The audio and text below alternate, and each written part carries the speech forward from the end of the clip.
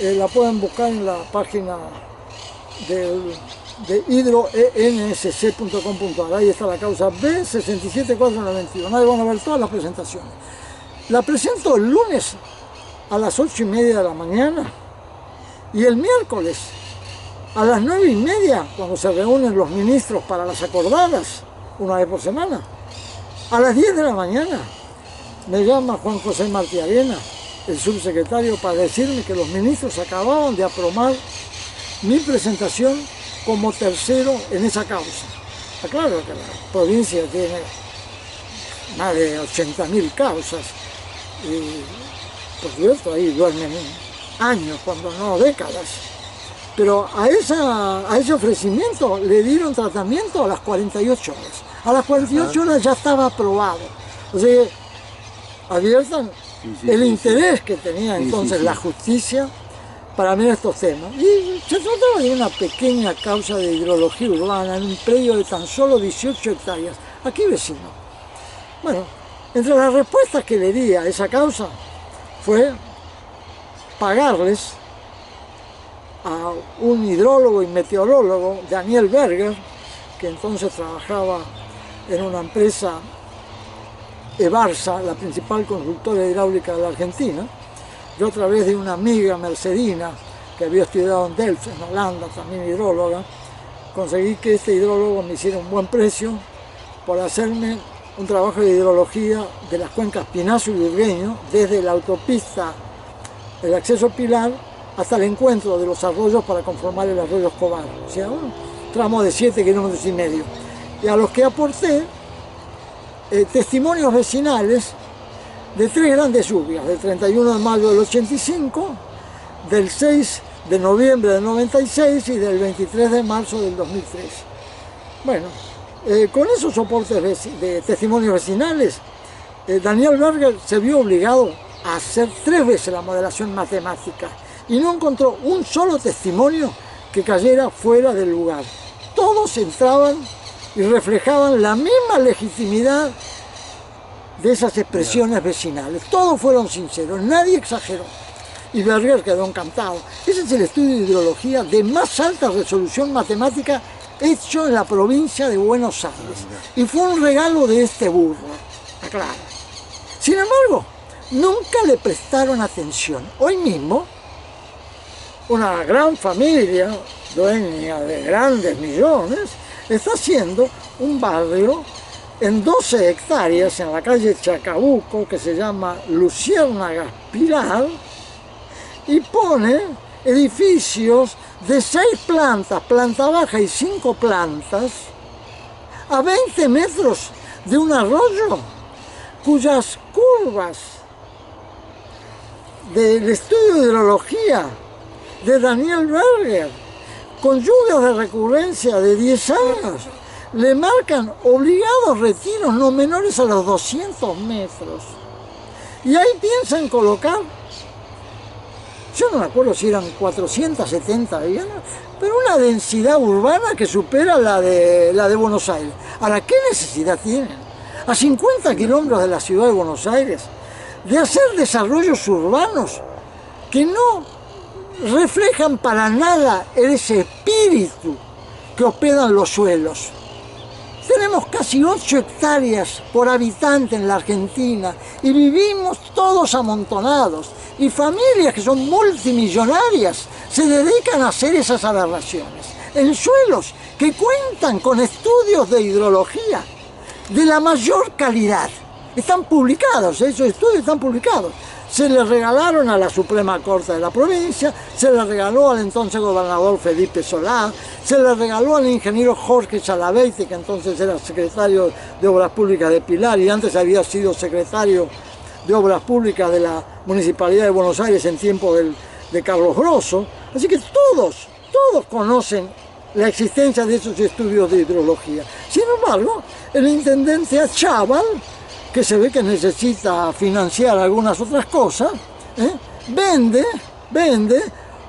ocupaciones de suelos completamente imposibles, y retira edificios de planta baja y 5 plantas con altura de 18 metros, a 20 metros de esos arroyos que por supuesto están todos canalizados, salteados, todos sarcófagos perfectos. Pero cuando vuelvan las épocas de las lluvias, no quiero pensar a quién le van a ir a pedir ayuda.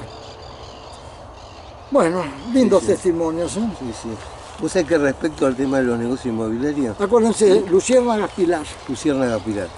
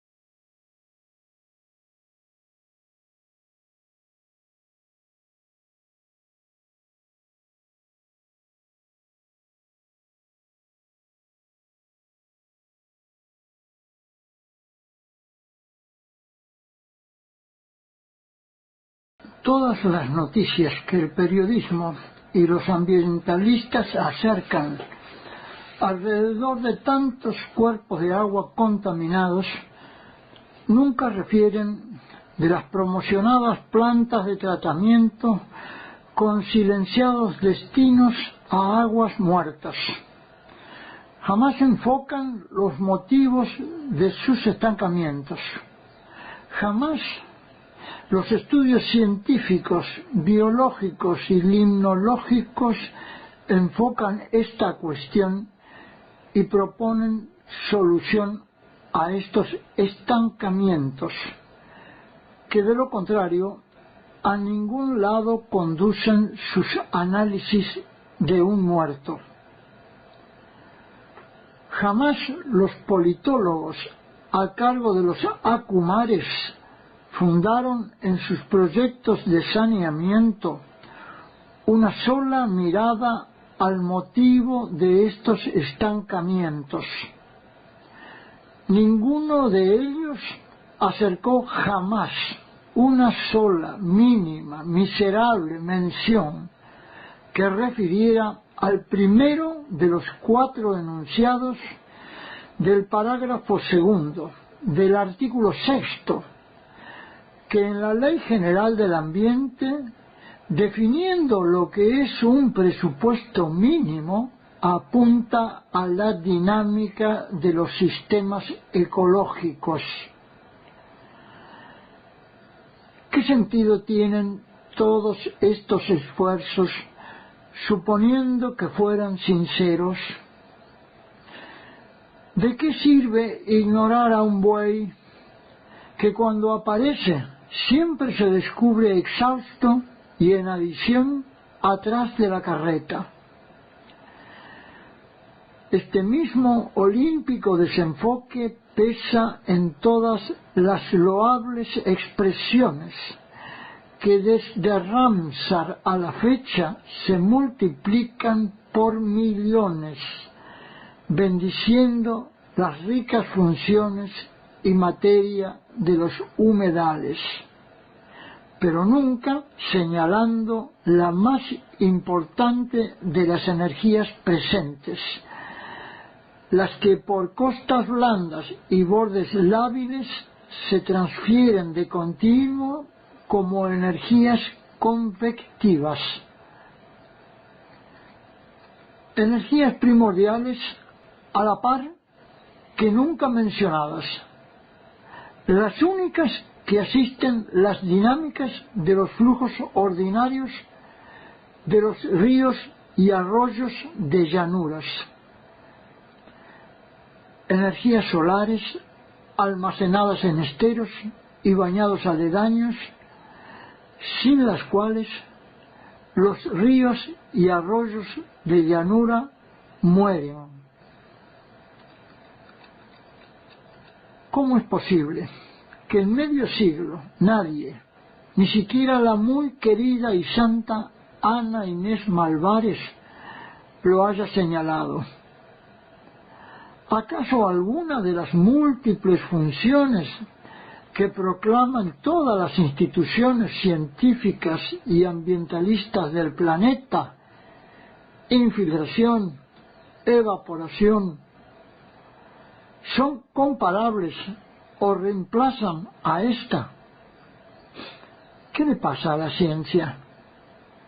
En 500 años no se dio cuenta de ese silencio que se traduce en crímenes hidrológicos, callando sarcófagos pretendidamente hidráulicos, sólo útiles en eventos máximos y por completo inútiles en asistir las dinámicas de los flujos ordinarios.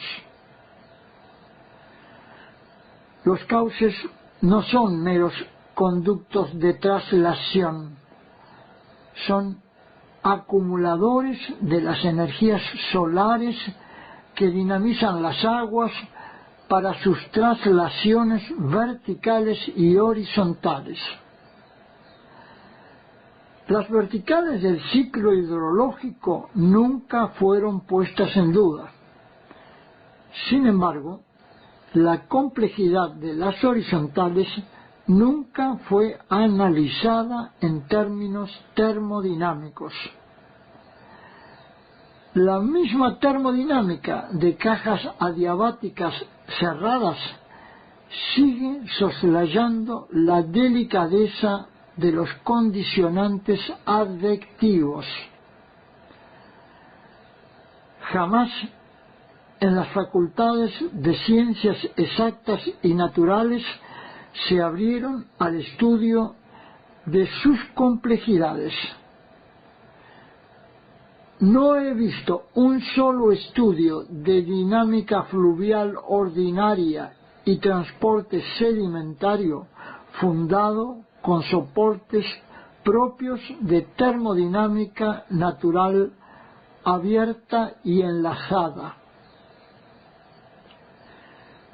Enlazan los bits cuánticos, pero se ahorran de mirar por los enlaces macro y micro de materias y energías en las aguas y riquezas de sus cauces. Hasta tuvimos un redactor jurídico que destacó la coma que mediaba entre las voces cauce y agua en la obra de Borda para justificar inferencias dominiales, como si la dominialidad fuera una cuestión anterior a la vida del buey que mueve las aguas. Nada más sencillo que probar el sabor de las analogías dialécticas para justificar incluso el aberrante método de las particiones científicas que luego enlazamos con extrapolaciones matemáticas que presumen traducir los lazos de energías y materias, acreditando semiologías opuestas a las primigenias, tal el caso de la que acercaba hace 2800 años la voz entropía. Esta no es una cuestión ideológica que tenga que ver con la política o la corrupción, sino con la elección de los modelos simples frente a los complejos. Capitalizados durante 500 años, persisten en capitalizar dogmas en la luna.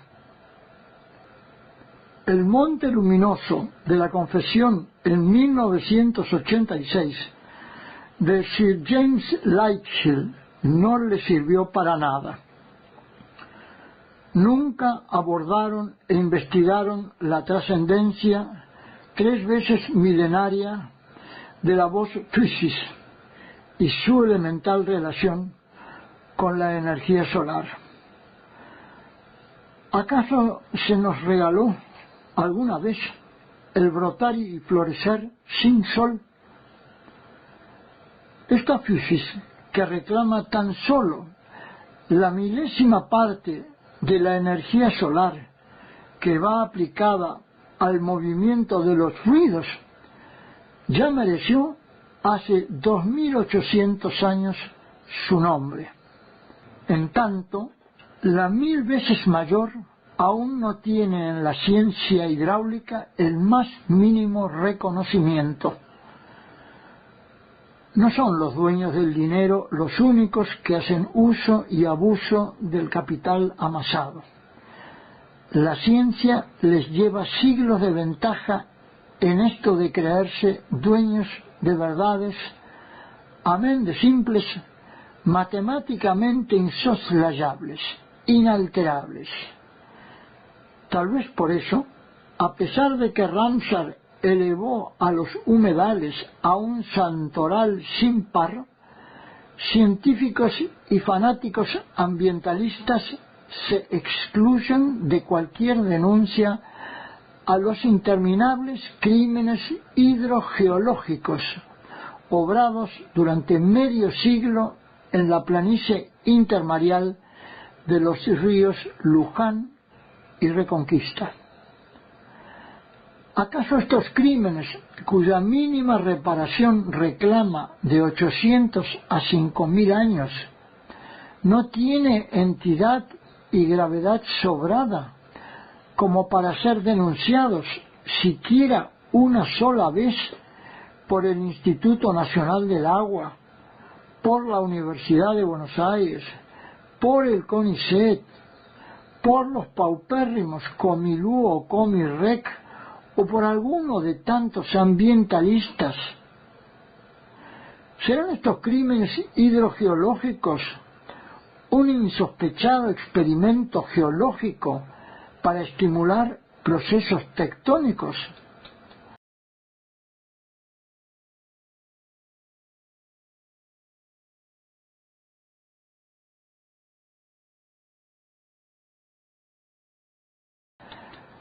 ¿Serán las docenas de tajos que se han obrado en las riberas que comparte el Paraná con esta planicie intermareal parte de estos experimentos? ¿Alcanzarían en 500 años a tener los mantos freáticos los niveles que les corresponderían si no fueran sobrealimentados con estas aberraciones? ¿Acaso alguien de estas instituciones denunció alguna vez estas aberraciones? ¿Acaso no lo hicieron porque son aberraciones que favorecen a los humedales? ¿Acaso todo vale si favorece a los humedales? ¿Acaso tiene algún sentido esta bendición si los cursos deltarios del Luján y de Reconquista han sido todos eliminados y reemplazados por tajos bastardos, pretendidos aliviadores o canales dedicados a la Virgen, que no sirven nada más que para acallar protestas e incentivar ignorancias que empiezan por los abismos que carga la propia ciencia hidráulica, infiriendo energías inexistentes e ignorando las solares que han quedado escindidas por los salteos de las riberas y los salteos de la física matemática de Newton, contando olas y vientos para menospreciar una deriva litoral jamás descifrada, al tiempo de seguir velando ese 23% de la energía solar que dinamiza los fluidos de un extremo al otro del planeta y en adición ignorando las delicadas adrecciones que determinan sus rumbos en continentes, mares y abismos oceánicos.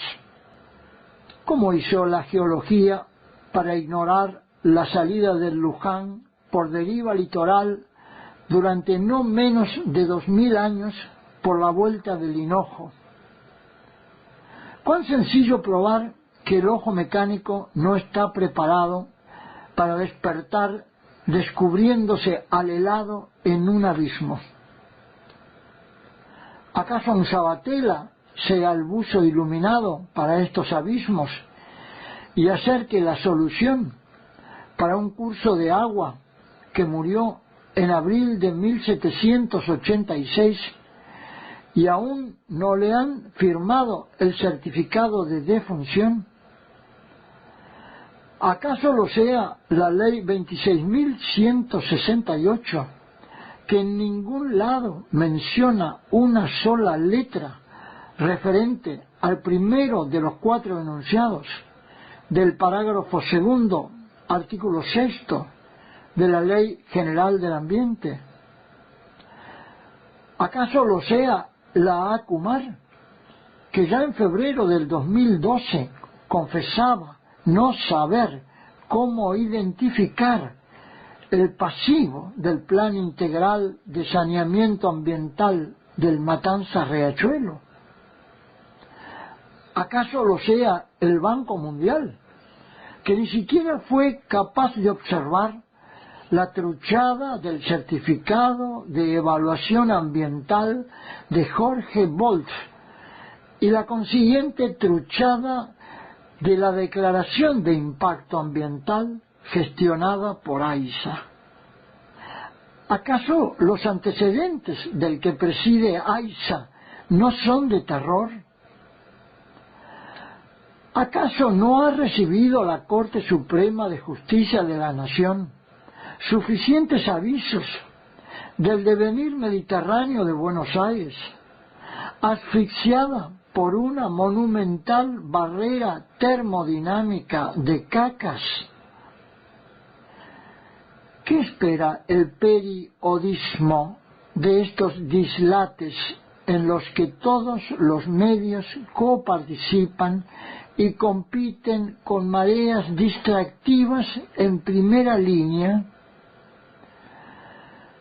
Con el nivel de mutismo y de horrores de criterio que en sus orígenes carga la propia mecánica de fluidos, es inviable imaginar o esperar cambios de las tendencias comunicacionales y políticas que sólo aportan enredos a cada vez mayores miserias.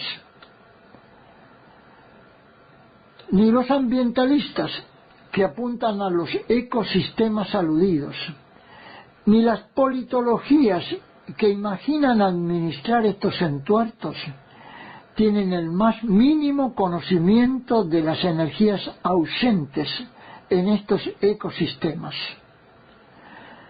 Completo es el desconocimiento de cómo funcionan sus interfaces intercambiando energías y materias, estas que dan sentido a la voz ecología y a la expresión ecología de ecosistemas en hidroesferas con sostén solar.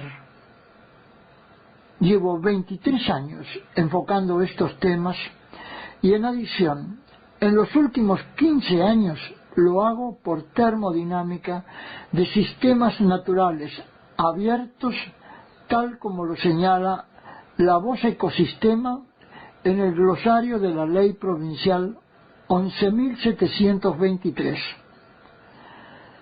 La mecánica de fluidos quedó dormida en el colchón de un capital engañoso de 385 años. Y de ese problema abismal se devora cualquier buena intención de los más santos. Mientras tanto, unos y otros, buenos y malos, lindos y feos, se siguen aplicando obranzas que, desconociendo las energías presentes en cada una de las interfaces, resultan sólo útiles a destrozar ecosistemas. El problema no es de colores o gustos, sino de conciencia de ese engaño instalado sin excepciones en el conocimiento científico de los pueblos más avanzados de la Tierra, y tan capitalizado en prepotencias humanas que, a pesar de recordarles el primero de los 4 enunciados que definen lo que es un presupuesto mínimo, ese parágrafo segundo del artículo 6, lo que pesa en natura, siguen privilegiando lo que pesa en los humanos. Nunca prestaron atención a este orden elemental, ni la justicia, ni la legislatura, ni la administración. Y no es un detalle menor, sino un agujero negro que se devora todos los llamados de atención. Estas advertencias están publicadas en 50 millones de caracteres en la web, 25.000 páginas. Leonardo escribió 7.000 páginas sobre estos temas. 47 demandas de hidrología en Suprema Corte de Justicia de Provincia de Buenos Aires y 12 en Corte Suprema de Justicia de la Nación.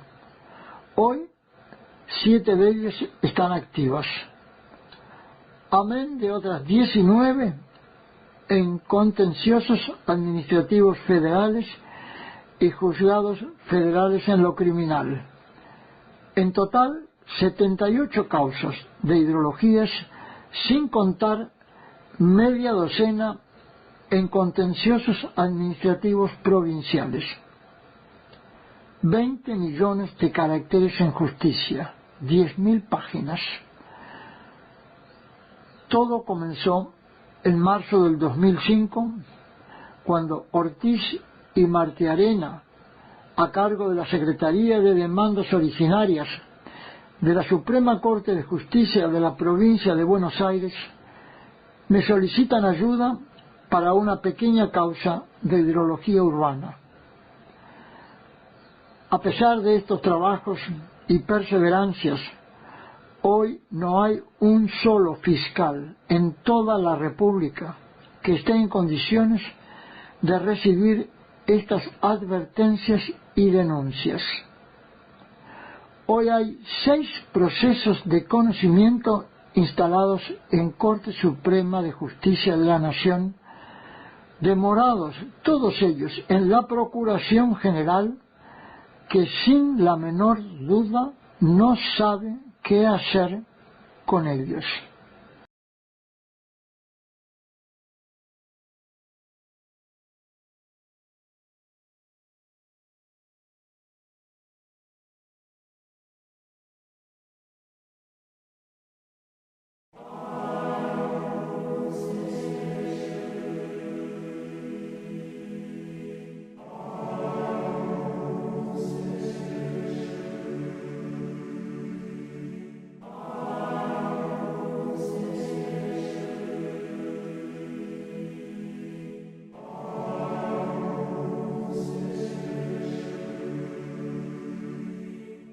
Resulta curioso que los vascos nombren al agua como Ur y al caos como Irrum.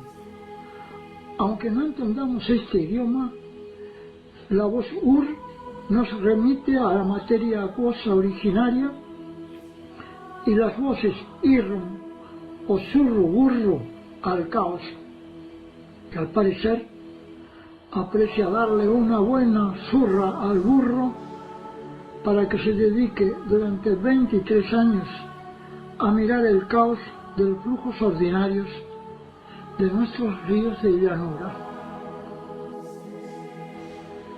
El principal elemento que nos constituye, irriga nuestra vida y la de madre natura, es el agua. Allí apuntaron los antiguos cuando imaginaron el caos originario de la vida. Respecto a un logos científico más cargado de existencialidad que de misterio, John Stuart Mill afirmaba: la lógica no observa, ni inventa, ni descubre, pero juzga. Sin embargo, el logos primigenio indicaba la constante de los escurrimientos, que quedó plasmada en la versión primigenia de la voz entropía, por completo inversa a la que hoy acreditamos en la segunda ley de la termodinámica clásica, y así alertándonos sobre el valor de la termodinámica de sistemas naturales abiertos y enlazados. Hemos acertado a instalar nuestra mirada merced a esta pandemia en el origen del caos, un caos acuoso primordial del que muchos ilusionan ver engendrar un nuevo cosmos. orden aún no vislumbrado, pues por nuestros comportamientos sigo advirtiendo a nuestros cosmos sumidos en tinieblas, a pesar del par de milenios de saberes dialécticos ventilados.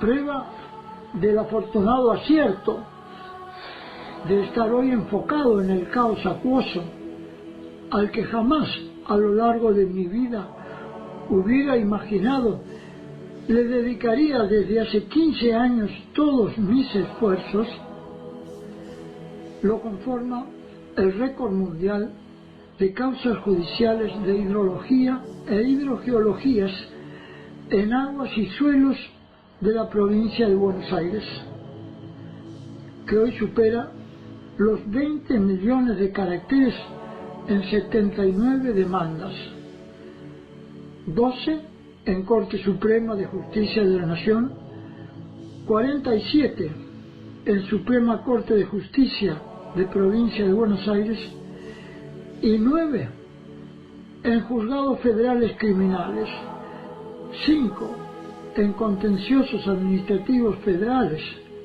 2 en Contenciosos Administrativos y Tributarios de la Cava y 4 en Contenciosos Administrativos Provinciales,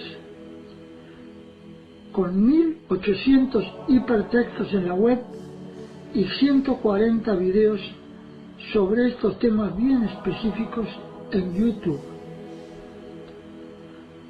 Siempre recuerdo al primero de los 4 enunciados del parágrafo segundo del artículo 6º de la Ley General del Ambiente, por lo que nunca denuncio cuestiones ambientales.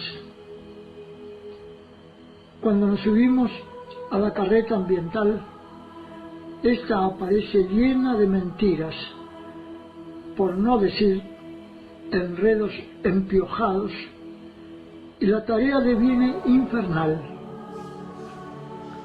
Pero si miramos tan solo por el primero de los 4 enunciados, no solo ponemos al buey delante de la carreta, sino que el trabajo a enfocar es mucho más preciso. Tan preciso que nos permite descubrir los abismos que carga la ciencia hidráulica, infiriendo en los flujos ordinarios de cursos de llanura energías gravitacionales donde solo reinan convectivas. Ese orden señala primero mirar por el equilibrio de las dinámicas de los sistemas ecológicos. En segundo lugar, mirar por su capacidad de carga. En tercer lugar, por los temas generales del ambiente.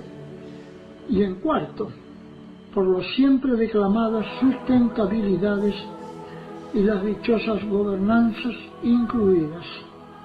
Comprendo los motivos por el que todas mis causas estén paralizadas.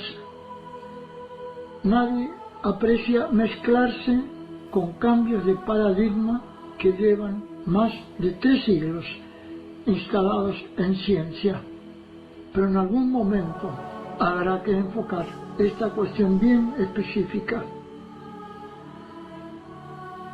Frente a la escala de la advertencia de Newton, lo que sabemos del agua es una gota respecto de un océano, caben reflexiones sobre los refugios que adopta para sus créditos en estos temas el método del conocimiento científico.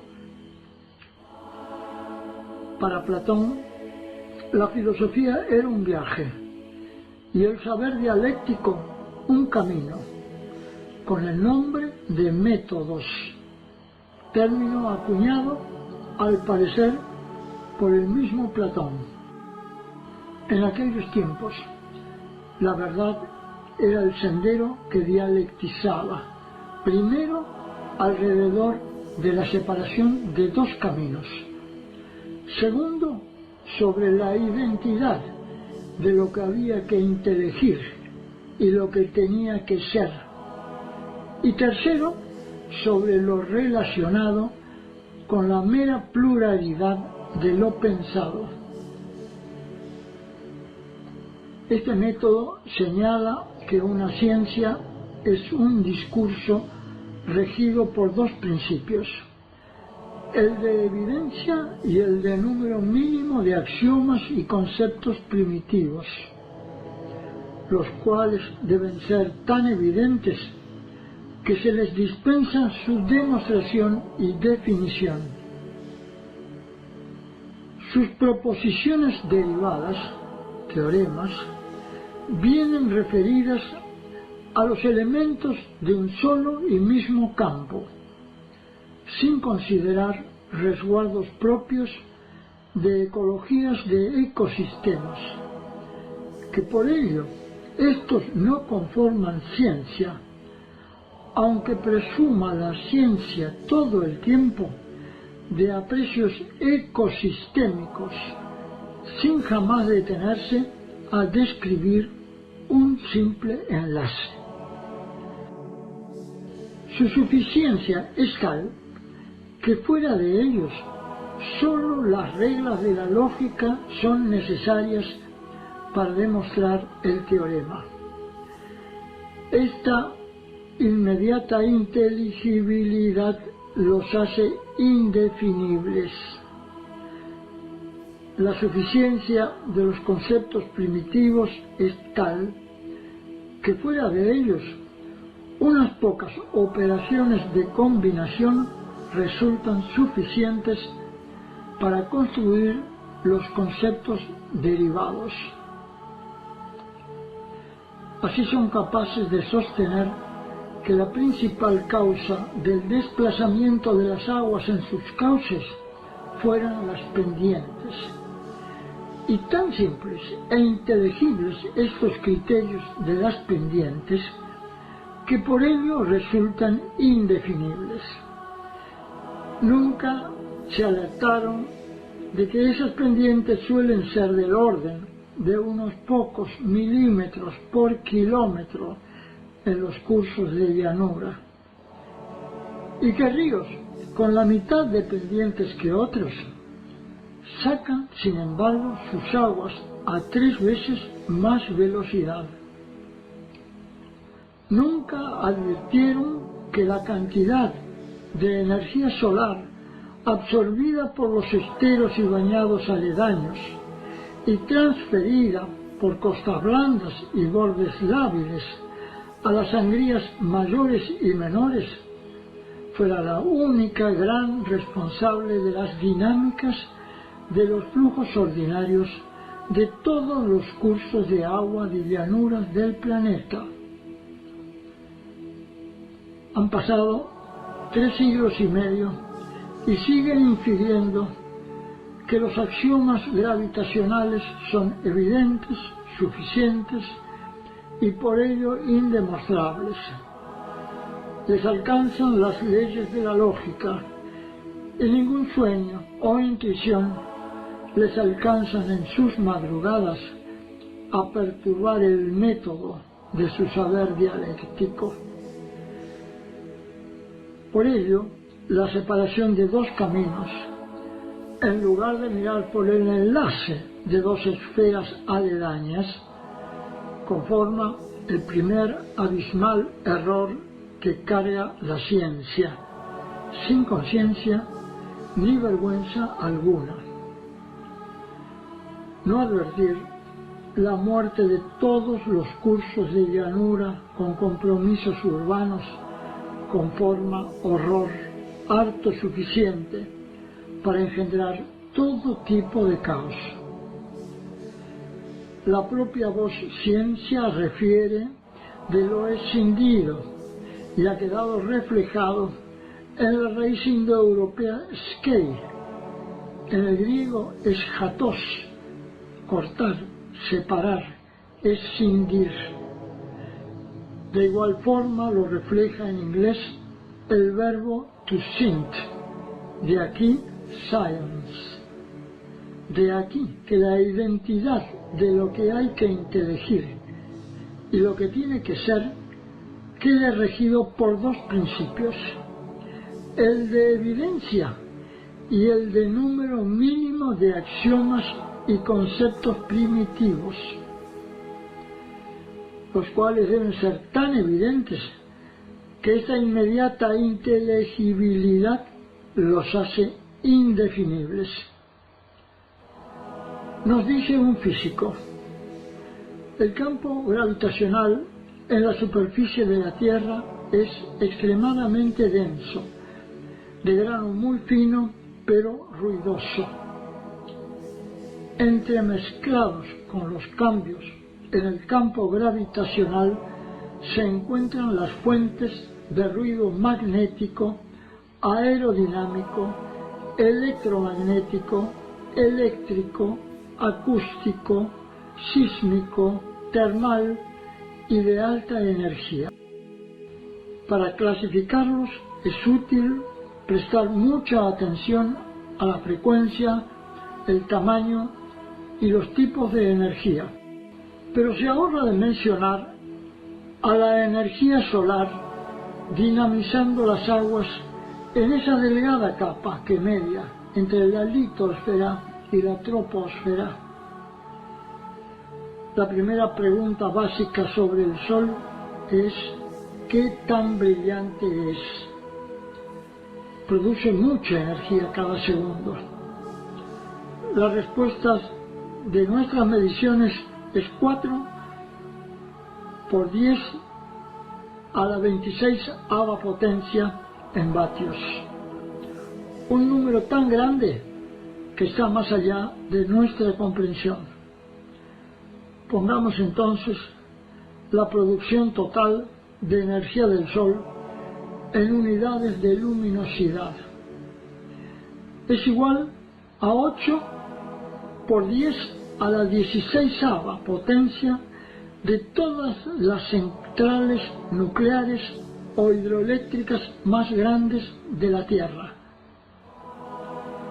Nuestras plantas de energía más grandes ahora pueden producir alrededor de 5.000 megavatios de energía. En tanto, el Sol emite cada segundo la misma cantidad de energía que 2.500 millones de esas grandes plantas de energía, emitiendo en todo un año. No obstante estas precisiones, ningún lugar tiene el Sol en los aprecios de la mecánica de fluidos al equilibrio de los sistemas ecológicos que animan los cuerpos de agua de llanuras. ¿De qué sirve avanzar en aprecios a valores y economías sin antes hacer estas confesiones? Si quisiéramos poner en número sus trascendencias, el robo en el último siglo de energías convectivas expresado en calorías por intervenciones hidráulicas en las márgenes de los ríos de llanuras, supera al Producto Bruto Interno Anual de todas las naciones juntas del planeta. Esto es un número aproximado al 10 a la 14ª potencia.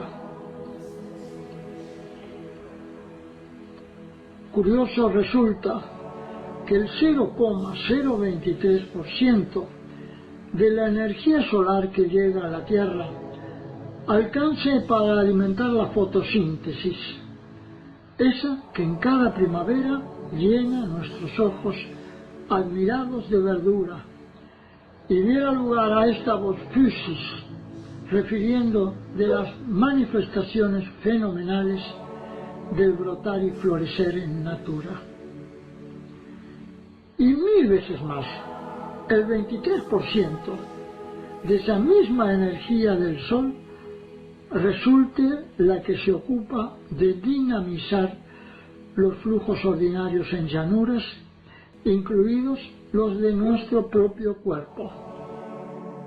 Sin embargo, la ciencia que se expresa en mecánica de fluidos sigue aferrada a catecismos gravitacionales beneficiados por el método que propicia el saber dialéctico. Mientras tanto, la justicia, que sobre estos temas del caos que pesan en nuestros ríos de llanura, hoy tiene paralizados en Corte Suprema de Justicia de la Nación 7 causas pendientes de procesos de conocimiento, no se da por enterada.